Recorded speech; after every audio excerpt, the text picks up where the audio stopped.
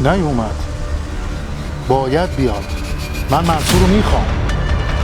من منصور رو بدون حاج محسن میخوام. هر وعده‌ای که بهش میدین بدین. باید باشه.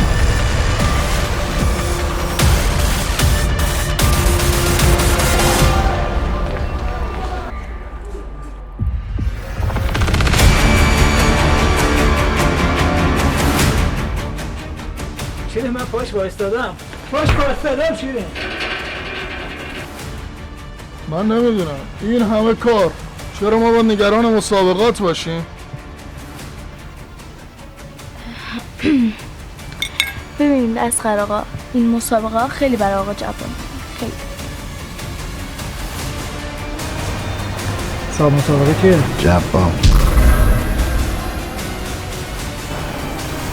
جبار؟ بله.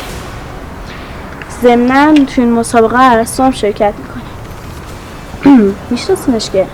آخه منصور یه مغنیه، یه چاکنه، لول مسابقات رزمی رو پایین میاره.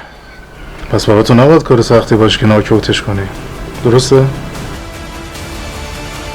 روبرو شدن با ارسطو یعنی رفتن تو دار و دسته جبار و از غزاولی و اینا.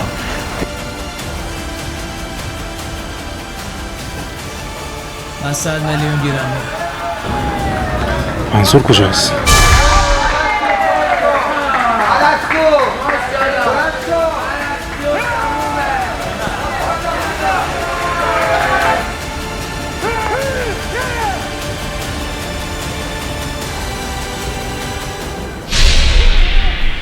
ارسطو شما رو واسه آخرین مسابقه انتخاب کرد.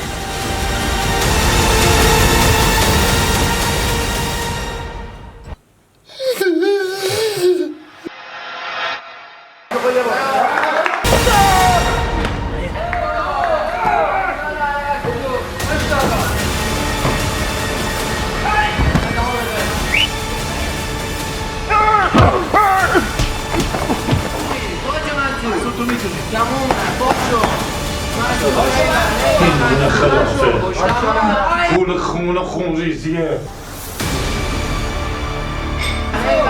بلند شو.